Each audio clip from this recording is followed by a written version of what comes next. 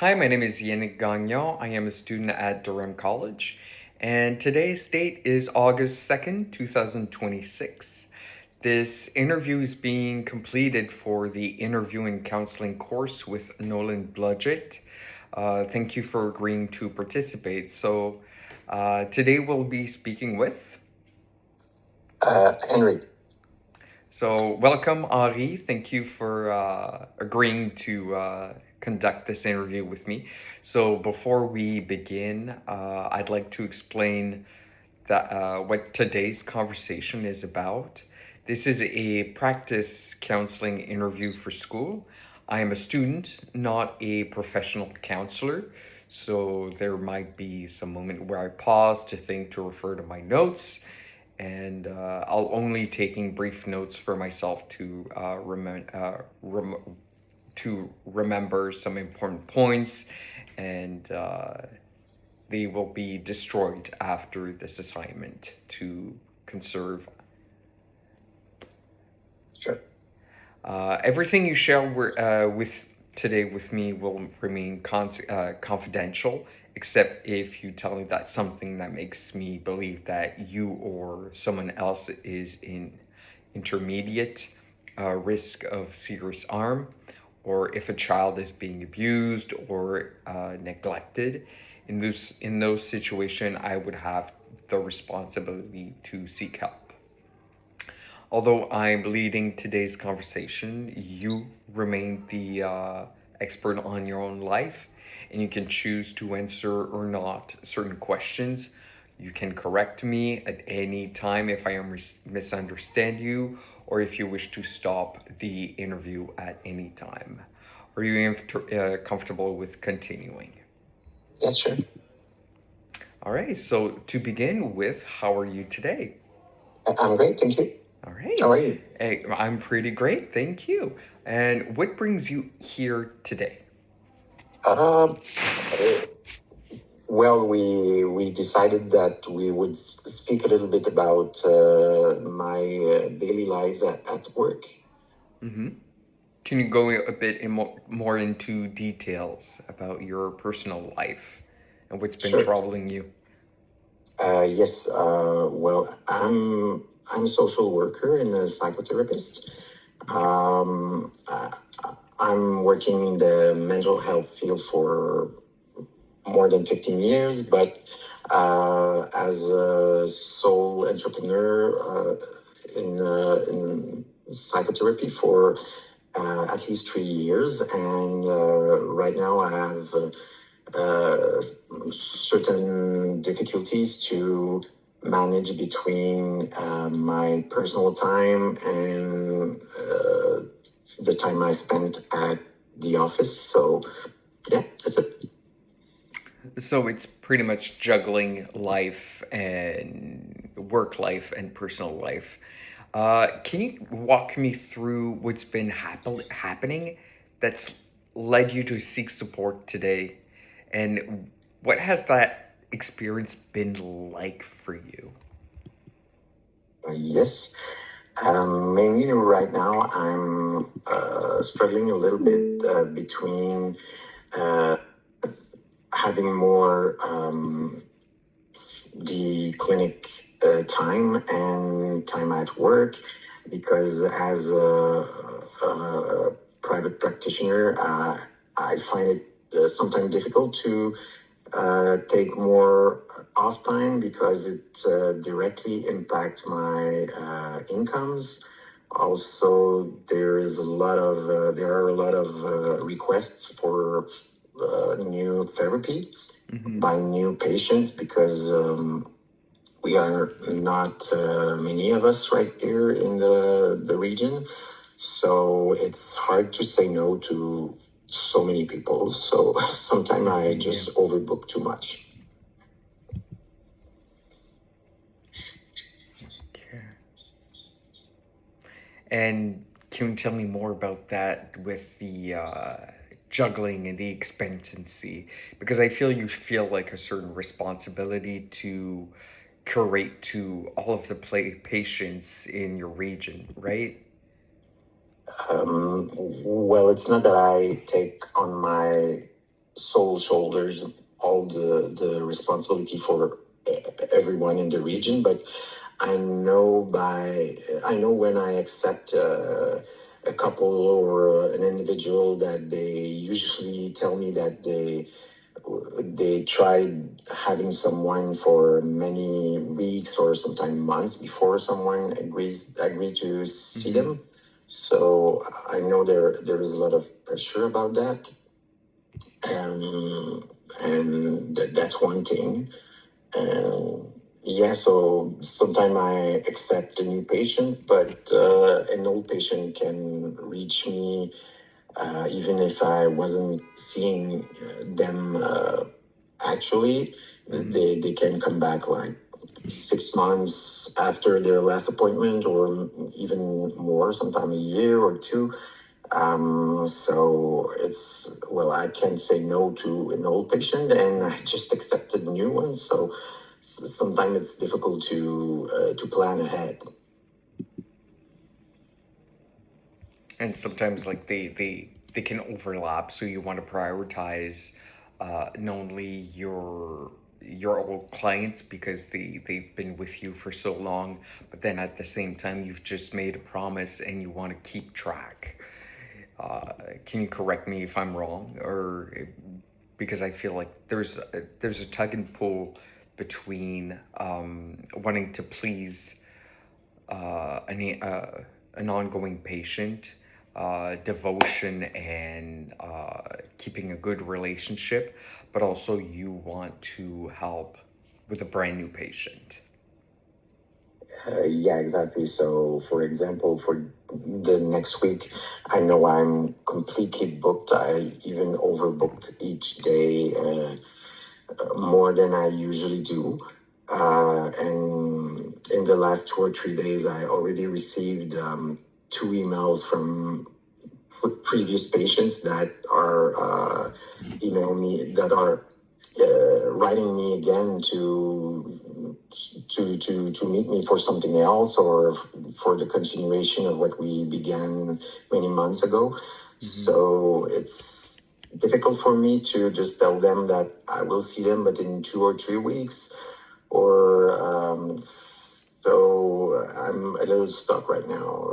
That's an example of something that is stressful, and also I know this week will be very demanding for me. Okay.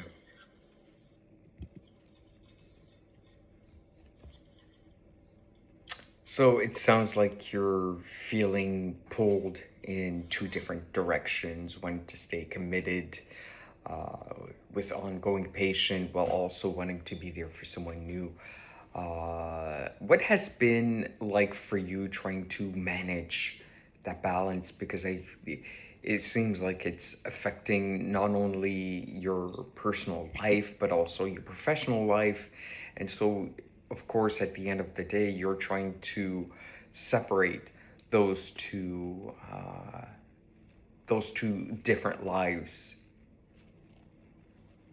Yes, I've tried a few things in the past. For example, I tend to not put people on Fridays, so I usually work 4 days a week.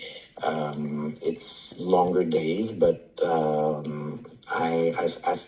at least I still have like 3 days to cool off and to see family and friends, and so that's a good way I found. Also, when I began full-time private practice, I was seeing patients at least one or two evenings per week. So that I stopped gradually. When I was taking new patients, I was telling them upfront that I wasn't able on evenings, so it was easier. But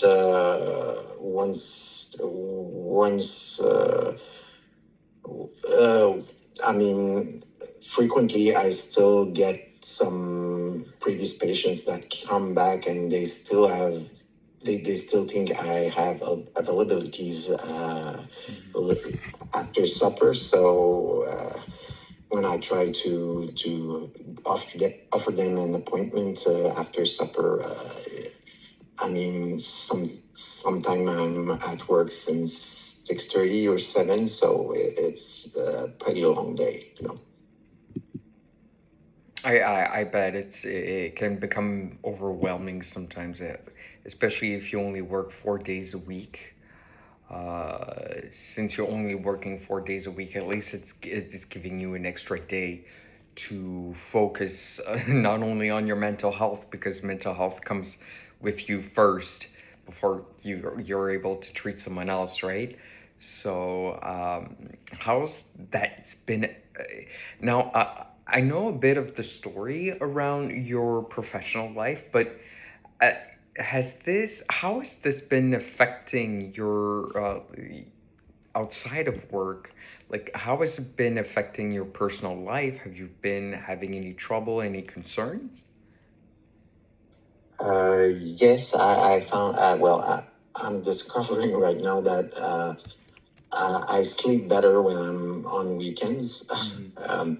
During the week, I have, it's more difficult for me to sleep tight, or when I arrive at home after 12 hours day, or even more sometimes, because it's not only the time I'm spending with patients, it's also all the clerical work that I have to do, since I'm the only one doing everything.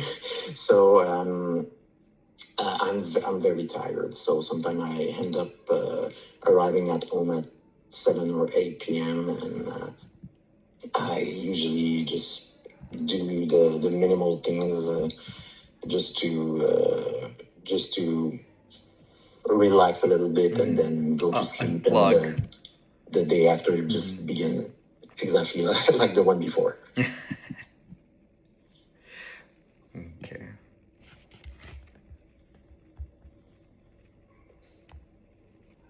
So it sounds like it's becoming a bit more difficult to separate your professional life apart from your personal life. Has this been affecting you outside of work? I still am able to separate the. I mean, I don't tend to bring personal life into the office, but I find myself a little more tired sometimes while having people in my office, or having a little bit less concentration or memory sometimes. I guess it's probably because of uh, a bad sleep. I mean, a bad night of sleep. Mhm. So um, mainly that's what I'm experiencing right now.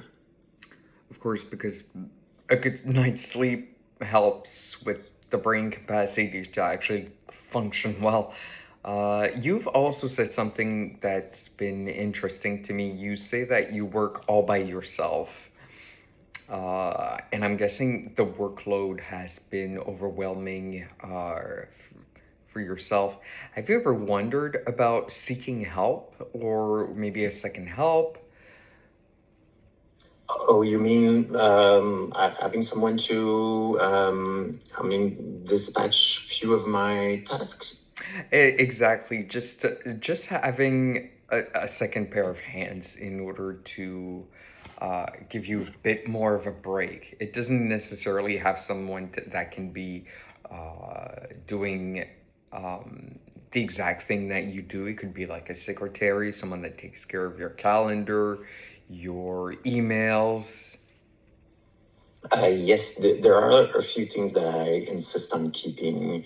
I mean, it's difficult because there are a lot of confidential informations, Hmm. so I can't just share everything with a lot of people. But I have the chance of having a mom that was, she is retired now, but she Hmm. was a medical secretary. So she's helping me to rewrite my notes, my clinical notes. in my patient's folder. Numerically, I mean, I'm writing them down by hands, and she's transcribing them into my software. So that's so many hours I don't have to spend on that, and I'm very thankful for that. But answering emails, that I prefer to keep doing. And there are a few things like the money-wise, I mean, billing, and I could have someone that would help me, but I guess that maybe I would have to work more to pay for this person. So Exactly. there is a balance. I'm trying to find something the most comfortable I can. Because it's not only delegating a task, it's also the finances behind it. There's also the privacy of the patient that goes into play. So it's like walking on eggshells, right? You need help, but it's not something that you can necessarily get for obvious reasons. Yeah, I know there are ways. All doctors, for example, do not do all their accounting or all their note taking, or so I know there are having a non-disclosure agreement or a confidentiality agreement signed, but again, I like being the one answering people, and so I cannot dispatch everything. So. Of course, and let's not forget about the legal aspect of it. Exactly. Yeah. So, from what I'm hearing, you're trying to do what's best for everyone involved, but the weight of those responsibilities, it's been leaving you feeling overwhelmed and under a lot of pressure. Did I get that correctly? Yes, exactly. Okay.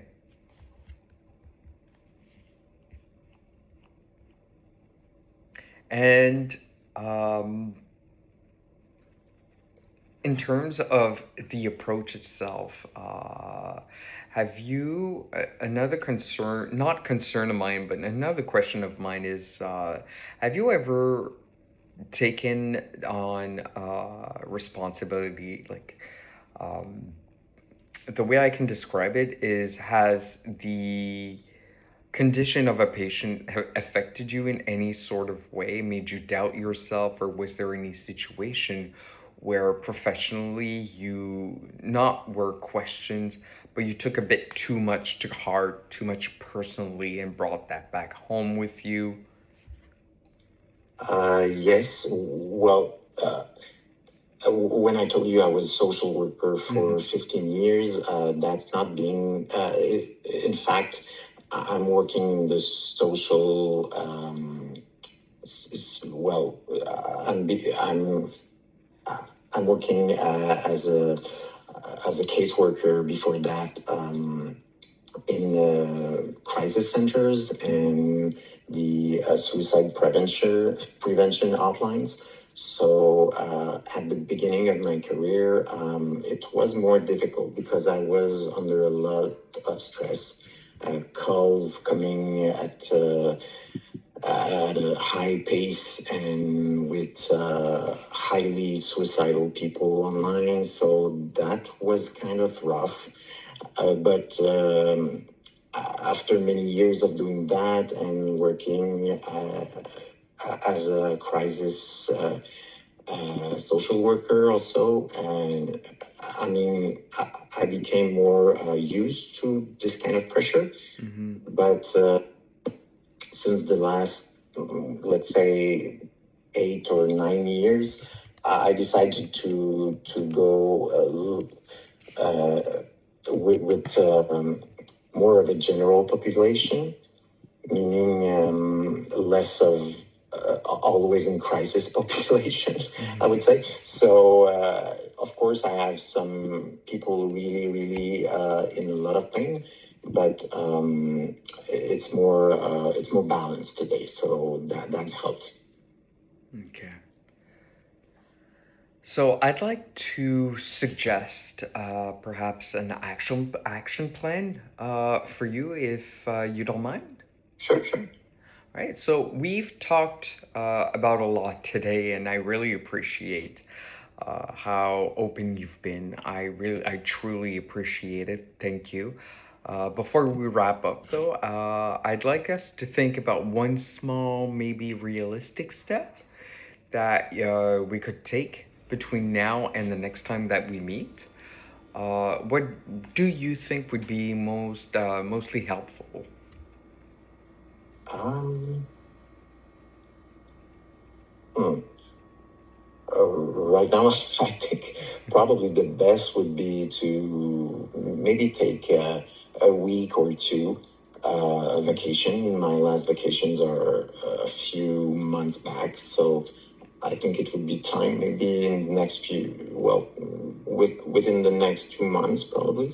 I'll try to take 1 or 2 weeks off, so that will help. And usually, I'm coming back more energized after that. All right. And apologies, I'm just taking notes here. Oh, no problem. And for the next week, I'd like to spend 15 minutes, give or take, after each session, after each work shift, doing some activity that might help you unwind.